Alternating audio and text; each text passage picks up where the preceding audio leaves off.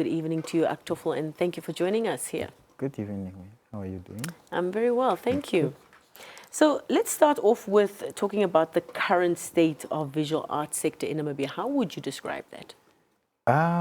Visual art. Let's start off with Namibia is a rich country in when it comes to heritage, and then from the heritage, that's where all the African art was borrowed or developed. That's why I would rather say the sector itself, it's doing promising. Starting from the long back, those years, up to date, it's still doing fine. It's just that it's need to be pushed.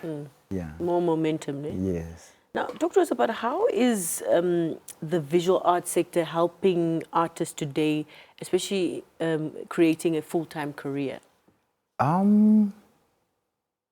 It's there. Namibian, I think there's progressing that we see happening every day.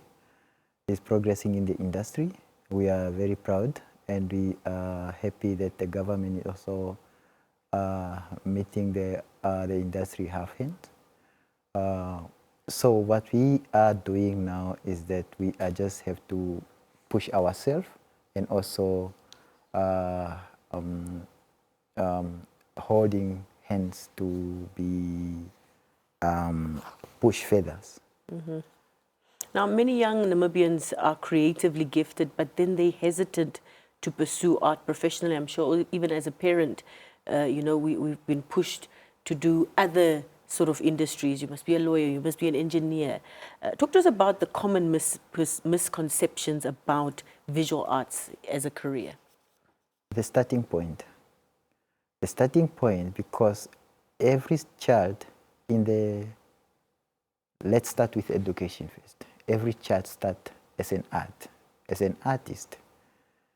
When you go in kindergarten, they don't just start teaching you science or something. They start with draw this, color this, all those kind of things. That's where the starting point have to come. Like we have to make sure that all the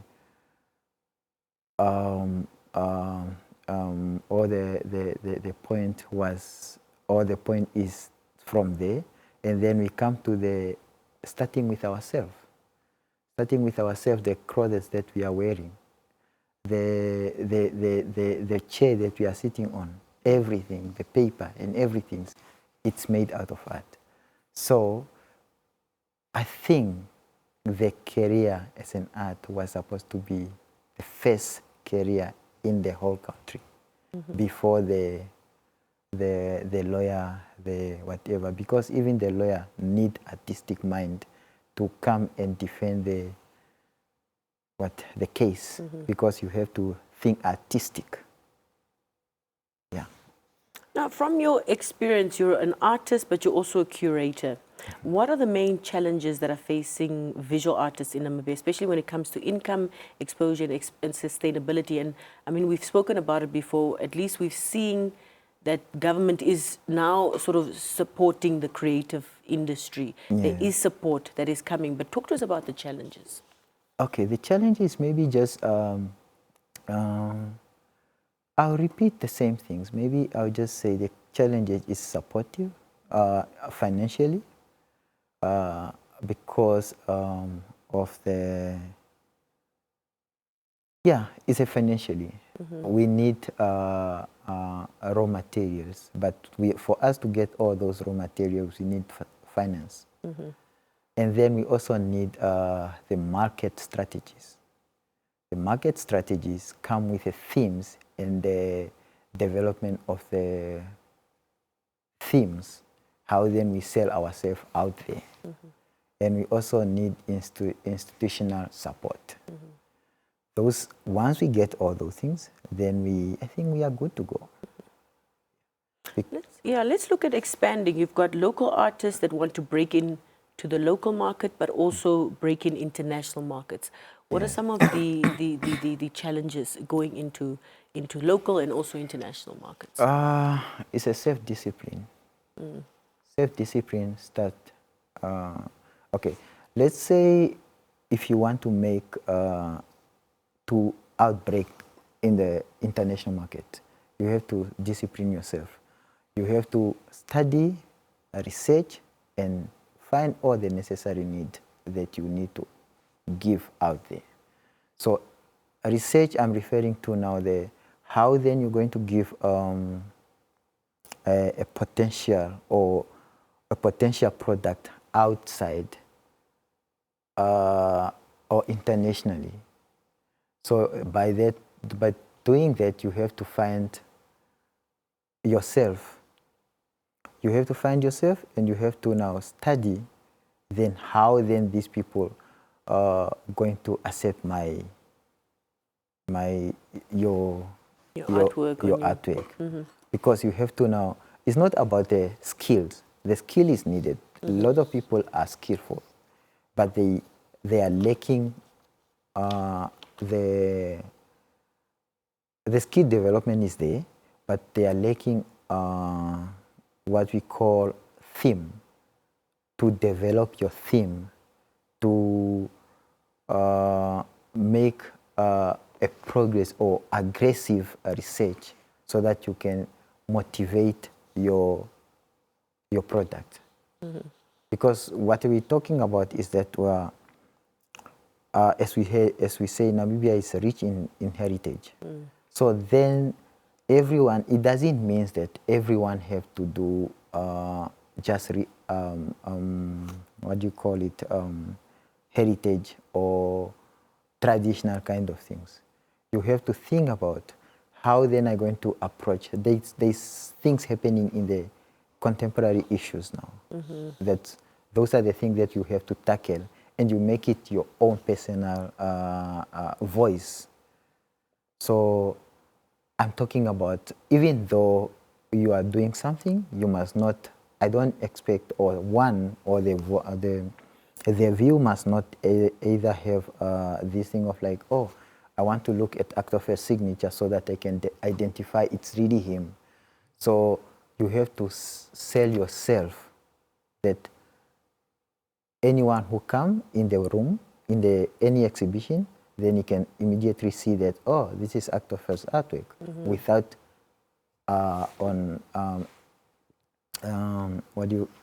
signature identification. So something that identifies you as an artist. If I know this artwork, this is Aktofel's artwork, this is Joanette's art. Yeah. Something like that. Yeah. Now, the Arts Association, quite surprisingly, we had this conversation off air, that the Arts Association has been established in the 1940s, been around since the 1940s. Yeah. And you guys play, obviously the association plays a key role in the creative industry. Talk to us about, as a curator, the support that the association does to artists and assists artists, especially emerging and independent artists. Okay. We got we advance art in society. So, and we all know that our society is not that big. So it's very manageable to the point that we go out there, find the artists, associate with them, give them coaching programs or mentorship programs and all those kind of things that we can do. We also just create a platform for them to showcase their exhibition or their artwork or whatever. So those are the things that we currently do. But for the young artists, we really trying to, we come up with something called art clinics. It's in English terminology is not there, but we just call it a clinic to say it's a body of the that program that we say, okay, we are looking for a facilitator or either someone to come and guide this on how to price your artwork, for example. We are looking for a business person who know business better to come and talk to the artist and how then the world or the other the curator or the collectors, the potential buyers, how then they're going to attracted by your artworks. So those are the things that we look at and we are targeting as we're speaking. So we also are looking at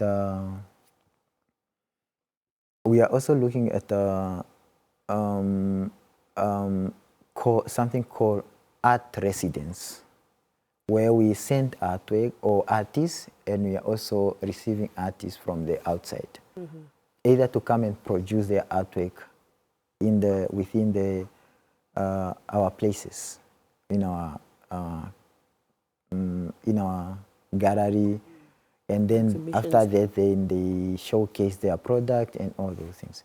But again, we also have to find potential buyer for those artwork that they were produced in our places. So it's almost like a workshop, the clinics that you're referring to. It's sort of like a workshop where you're bringing, whether it's locals or also international or regional visual artists. Yeah, to develop from the scratch point to where now they feel like they are now at a stage where they can call themselves, we are now established artists. Now, the support of the association, is it at a cost? Is the association funded in some way to do this free of charge? How does it work? So we are doing it for the artists. We are doing it on free on most of the time free of the charge. So we call the artists to like either we sponsor them with materials. We also do outreach where we workshops whereby we just fund everything, the whole workshop, from the materials to their meals, accommodation, transport and stuff. Yeah. Okay. Now, beyond exhibitions, what kind of professional development opportunities does the association offer, such as mentorships and also workshops, business skills training? We do a lot of workshops, as I say, but the workshop is not only on the development skills. We also look at a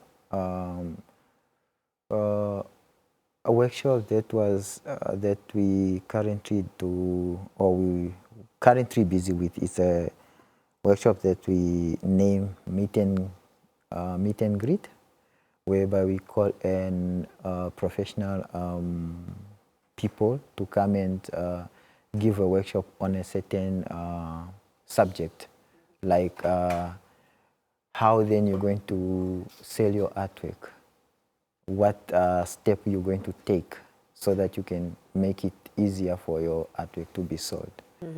Those are the things that we are now working on.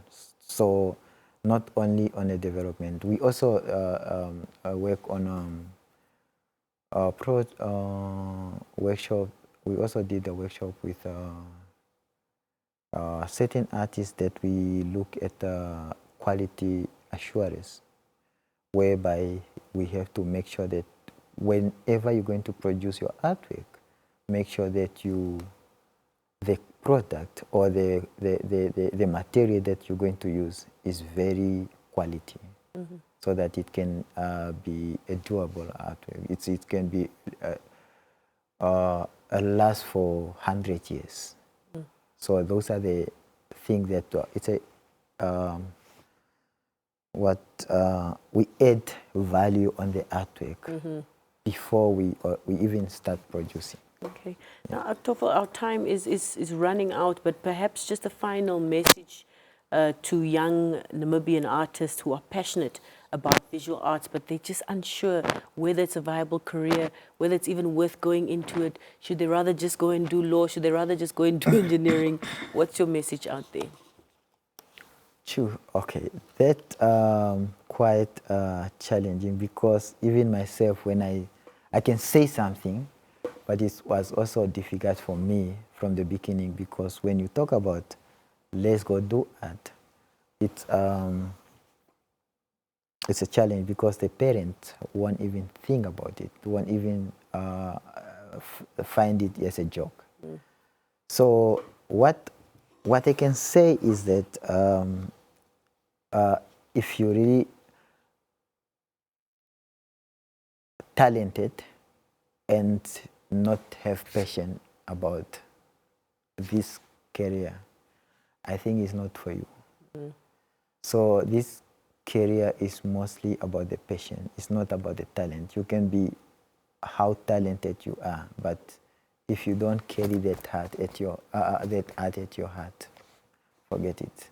But what I can say is that as a young person, there's a lot of art careers there at schools. Find yourself and then ask yourself what you really want to do. And then if you really find out that you really want to do this, do it with your open heart. Yeah. All right, Aktofel, we thank you so much for your time. Thank you for having me.